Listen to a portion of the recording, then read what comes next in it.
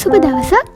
මේ වෙනකොට 2025-26 අවුරුද්දට අදාළව විශ්වවිද්‍යාල ප්‍රවේශය සඳහා කඩේම් ලකුණු නිකුත් වෙලා තියෙනවා. මුලින්ම මේ ආපු කඩේම් ලකුණු වලින් විශ්වවිද්‍යාල ප්‍රවේශය සඳහා සුදුසුකම් ලැබපු අයට හදවතින්ම සුබ පතනවා එයාලගේ විශ්වවිද්‍යාල ගමන සාර්ථක වෙන්න කියලා. ඒ වගේම තව පිරිසක් ඉන්නවා මේ ආපු කඩේම් ලකුණු වලින් විශ්වවිද්‍යාල ප්‍රවේශය සඳහා සුදුසුකම් නොලබපු. තමන් මේ වෙනකොට දුකින් නම් ඉන්නේ තමන්ගේ යුනිවර්සිටි එකකට සිලෙක්ට් වෙලා නැහැ කියලා. එහෙම නැත්නම් තමන් ආස කරපු තමන් කැමති කෝස් එකට යන්න බැරි වෙලා දුකින් ඉන්න නංගිලා මාලිලා ඉන්නවනම් ඒ අය වෙනුවෙන් තමයි අද මේ වීඩියෝ එක ඉවර වෙනකම් බලන්න කියලා ආරාධනා කරනවා. විශ්වවිද්‍යාල ප්‍රවේශයකට සුදුසුකම් නොලබුවා කියලා ඔයාගේ ජීවිතේ මෙතනින් කඩාගෙන වැටෙන්නේ නැහැ. ඒ නිසා මේ වීඩියෝ එක ඉවර වෙනකම් බලන්න ඔයාගේ ගමන ඉස්සරහටම යන්න ඕනේ. මේ ආපු cut off values වලින් not selected කියලා ආපු නංගිලා මල්ලිලාට මුලින්ම කියන්න තියෙන්නේ බය වෙන්න එපා. ඉස්සරහට තව බෝට් රවුන්ඩ් ගොඩක් එනවා. මේන බෝට් රවුන්ඩ් වලදී ඔයාට කැම්පස් එකක් එන්න අනිවාර්යෙන් ලොකු සම්භාවිතාවයක් තියෙනවා. cut off values වලින් ගොඩක් වෙලාවට කැම්පස් එන්නේ නැති අයට බෝට් රවුන්ඩ් වලින් අනිවාර්යෙන් කැම්පස් එකක් එනවා. ඒ නිසා ඔයා බලාපොරොත්තු අතර ගන්න එපා. ඔයාට අනිවාර්යෙන් ඉස්සරහ බෝට් රවුන්ඩ් වලදී කැම්පස් එකක් එන්න පුළුවන්. එහෙම කැම්පස් එකක් එන්නේ නැති වෙයි කියලා හිතන අය, එහෙම නැත්නම් තමන් ආස කරන ඩිග්‍රී එකට යන්න බැරි වෙයි කියලා හිතන නංගිලා මල්ලිලා ඉන්නවා නම් ඊළඟට එයාලා කල්පනා කරලා බලන්න ඕනේ තමන්ට ඔප්ෂන් එකක් තියෙනවද, තව ෂයි එකක් තියෙනවද ආයේ ඒ ලෙවල් ලියන්න.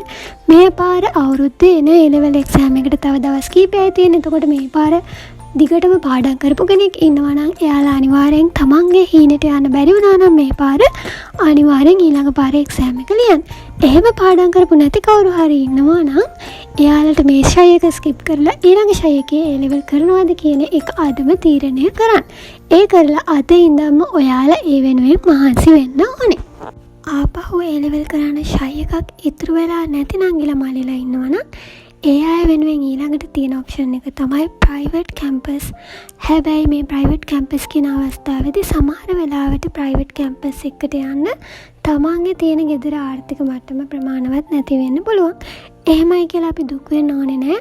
ඕනේ තරම් ගවර්න්මන්ට් ඉන්ස්ටිටියුෂන්ස් තියෙනවා ඩිග්‍රීස් ඔෆර් කරන අඩු මුදලට, එහෙම නැත්නම් ෆ්‍රී ඔෆ් චාර්ජ්. ඉතින් මේ වගේ හොඳ කෝස් එකක් බලලා තමන්ට පුළුවන් ඇප්ලයි කරන්න.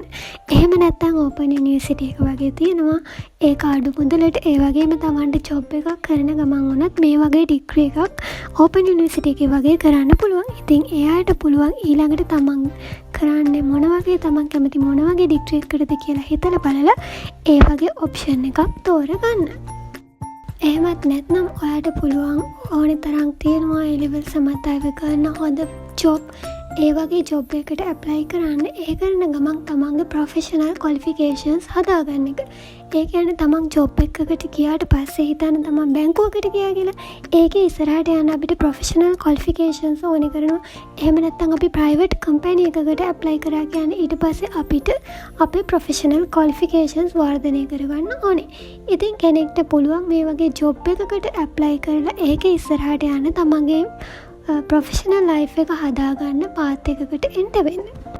ඉතින් කෙනෙක් හිතාගෙන ඉන්නවා නම් යුනිවර්සිටි එකකට සිලෙක්ට් වුණේ නැහැ කියලා තමන්ගේ ජීවිතේ එක තැන කඩා වැටුණා කියලා ඒ අයට කියන්න තියෙන්නේ යුනිවර්සිටි එකකට යන එකම නෙමෙයි, එහෙම නැත්නම් ඩිග්‍රී එකක් ගන්න එකම නෙමෙයි ජීවිතේ දිනන්න තියෙන එකම පාත් එක. ඕනේ තරම් මේ ලෝකෙ මිනිස්සු ඉන්නවා සාර්ථක වෙලා යාලගේ ජීවිත.